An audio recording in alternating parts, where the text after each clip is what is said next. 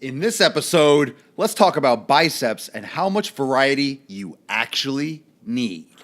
The sun is shining, the birds are chirping, the bacon is sizzling.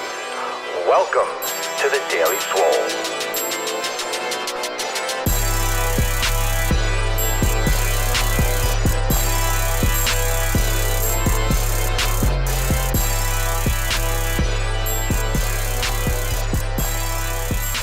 Welcome everyone to episode 215 of the Daily Mother Swole front double bicep, and today is a little bit special when I flex because today is the bicep episode. We're going to talk about biceps today. We're going to talk about how much bicep variety you actually need.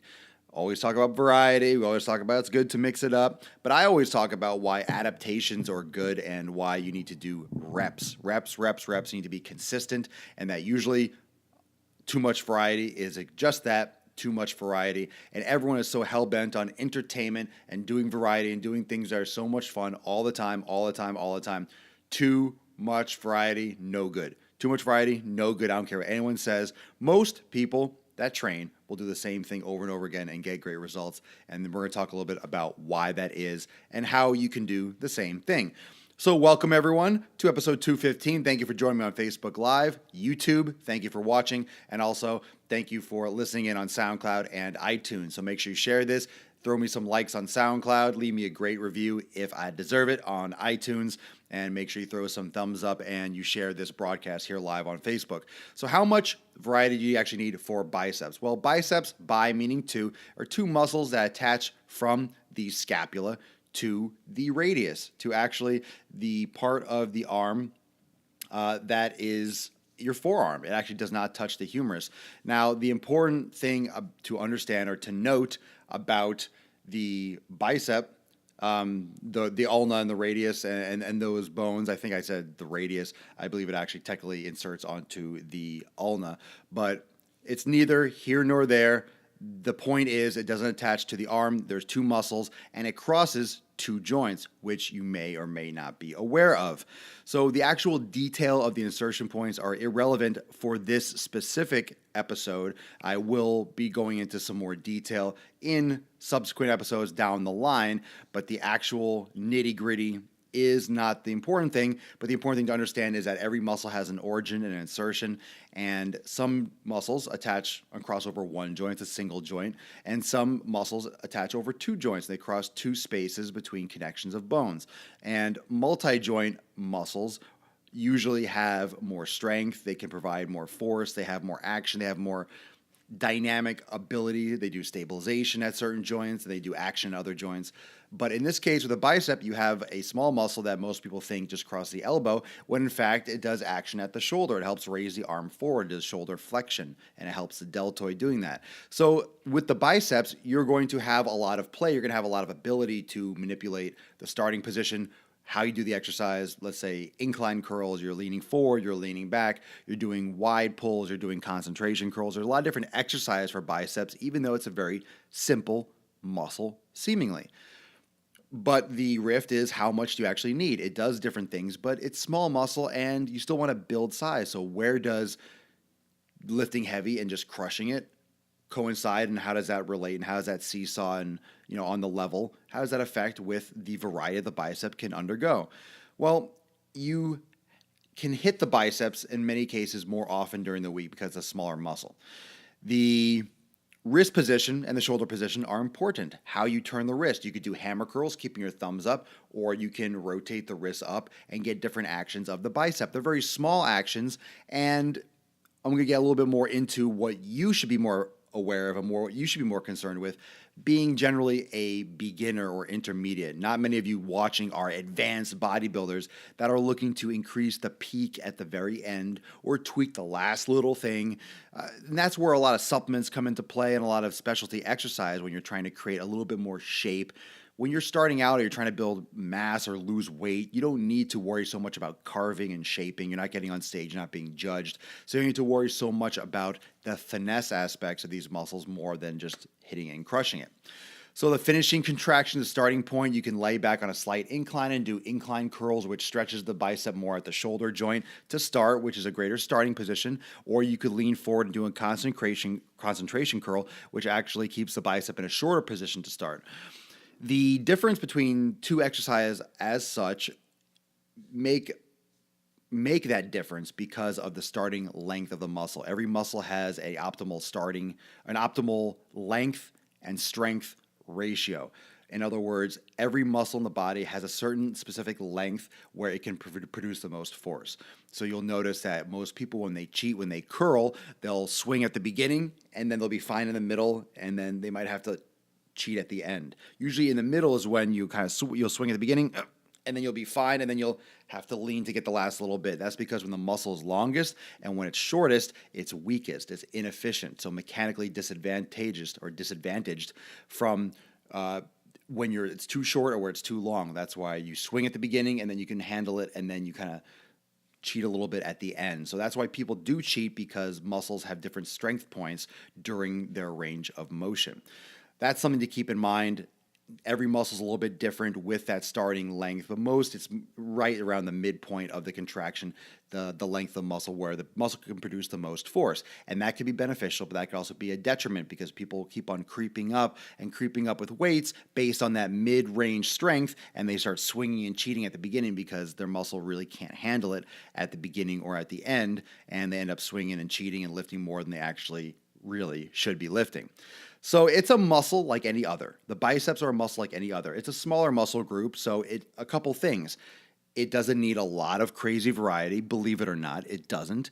And it doesn't necessarily take as long for the biceps to recover once they are trained. They might be a better muscle for you to train less volume and more frequently. That could be something that you like better, doing biceps twice a week rather than once a week, or 3 times a week less. It depends on your goal and if you're doing total body workouts or push-pull, but you might be able to do the biceps 2 or 3 times a week depending on the overall volume, and that's how many sets and repetitions you're doing and how much intensity and overload you're doing with the muscles. For your intent and purpose, for what you're trying to do, it's either bulking up or cutting. Most of you are trying to lose fat and cut, so you're thinking basic. Barbell curls or the easy bar curl where the bar is straight or slightly bent to alleviate wrist position. Dumbbells are great if you have any kind of wrist pain or elbow pain because you can customize the position that fits best for you. Bottom line with the biceps, and I'm not getting into hardcore detail of the benefits of all the little subtle movements. We could break that down into another episode, but it's a muscle. It's a muscle, it's 2 muscles, and it's like any other. It needs basic hard work. Most of the exercise that you're aware of, bench press, squat, lunge, curl, the basics work. You can get sick results and pretty much all the results you could ever want just by using a barbell. You don't need a cable. You don't need a band. You don't need a high pull. You don't need a concentration curl. You don't need a bench press and an incline and a decline and a fly and a pec deck and a crossover. You don't need usually all these different exercises to stimulate the muscle for growth. You need to pick a couple and train them super hard. And there was a great comment the other day. We're talking about nutrition, we're talking about motivation and dedication, discipline. And the person didn't mean it like this, but it's a great concept that lifting is the easy part, diet's the hard part. Well, diet's always a struggle, and diet's always, where people need to focus more on because taste and entertainment are closely associated in our society. And when you have entertainment and, delight and fun and leisure associated with stuffing your face with things that stimulate, hormones and signals in the brain, you're going to have a tough time pulling yourself away from it because you associate eating healthy with misery and eating junk food with fun, which is just completely idiotic. It's just, we're trained the wrong way. Lifting should not be the easy part. You need to make lifting the hard part. Lifting will be the easy part if you're not training hard enough. And that's some of the best advice you're ever going to hear. Lifting is the easy part if you're not training hard enough. If you're training hard, trust me, it's the hard part. Lifting is brutal. If you're pushing yourself to the absolute limit, training is the hard part. And if you're taking the basic exercises, barbell curl, maybe a cable curl, a concentrated, like a dumbbell curl. You could do a hammer curl where you keep your thumbs up. Hammer curls are called hammers because you're looks like you're holding a hammer. As long as you keep your elbows back, you're not putting a lot of pressure on your elbow. We'll talk a little bit more. That's another episode on specifically how to do certain exercises, the best position for a curl. But doing your biceps with too much variety, you don't need. It's a small muscle. It's a simple muscle. It's a 2-joint muscle, but it's almost a single joint because you're not using it or you're not doing a lot of it with shoulder flexion. Most of the time, you're focusing on the elbow flexion.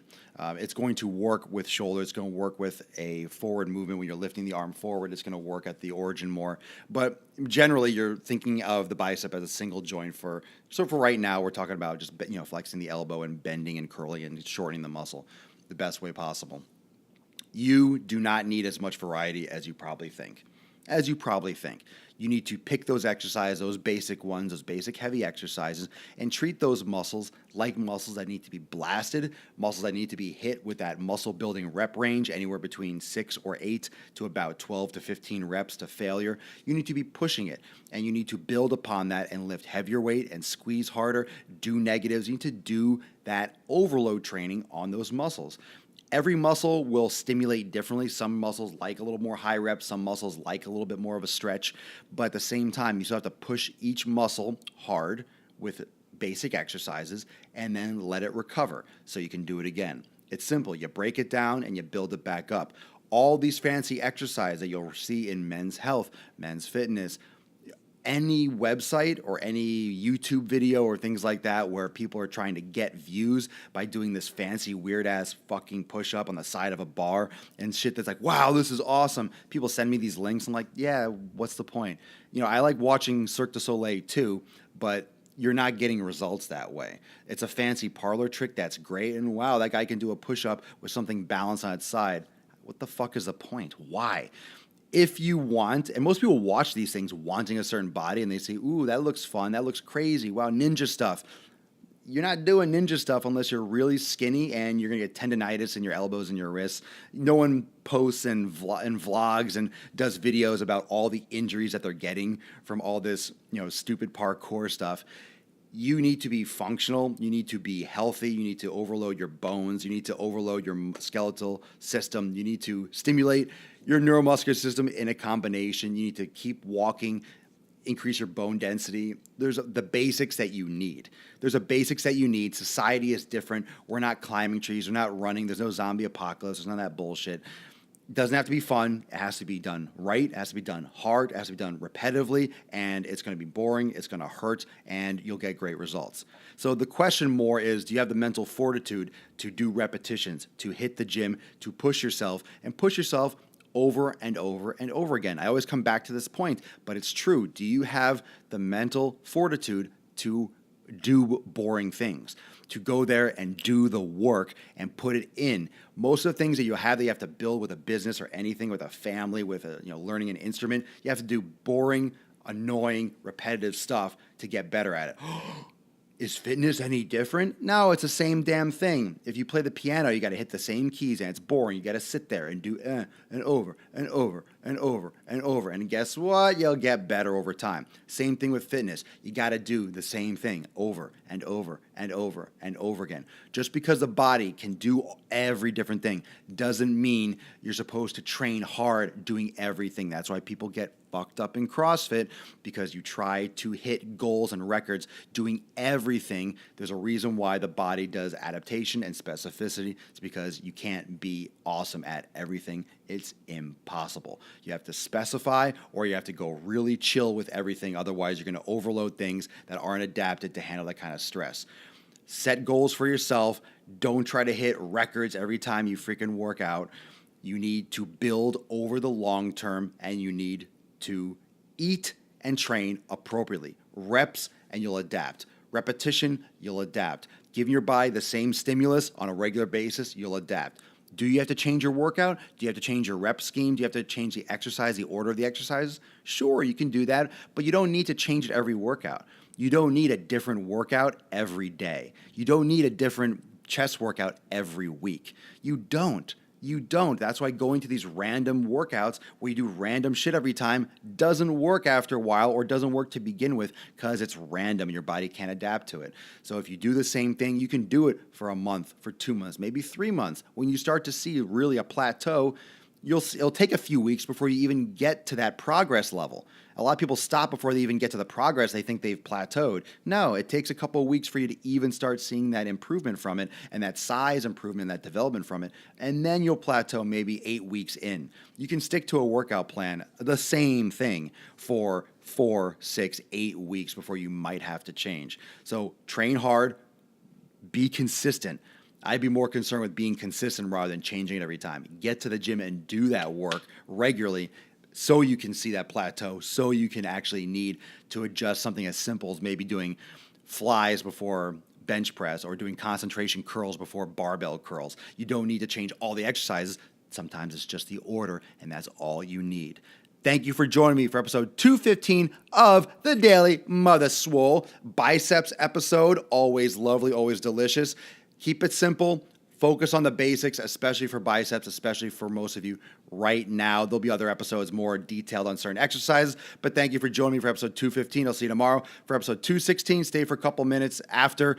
Those of you that are in premium, my premium Facebook group, if you're interested in joining premium, there's a sign-up link at the top of my Facebook page. You can go to my website and sign up. Private Facebook group that's membership-based for those of you that are really freaking serious, that are looking to make a difference and take your fitness to the next level. Accountability meetings, diet, exercise, nutrition videos, follow-ups pretty much every single day from the Daily Swole. We go in and recap, private Q&A, direct access to me, and program design and honing your skills on a more personal and more specific, detailed, applicable level, what you can do today and how you can apply this information I just gave you today, right now in your life and your workout. So thank you so much for joining. I'll look through these questions for a moment or two after, and I'll see the rest of you in premium right now for a recap of today's episode 215. See you tomorrow. Slater. Make sure you check out my YouTube channel. Got some great new videos and more coming. The DWG questions you guys are sending me are great. Remember, Instagram and Snapchat, you can send me questions to be featured on Driving While Gaining. Later.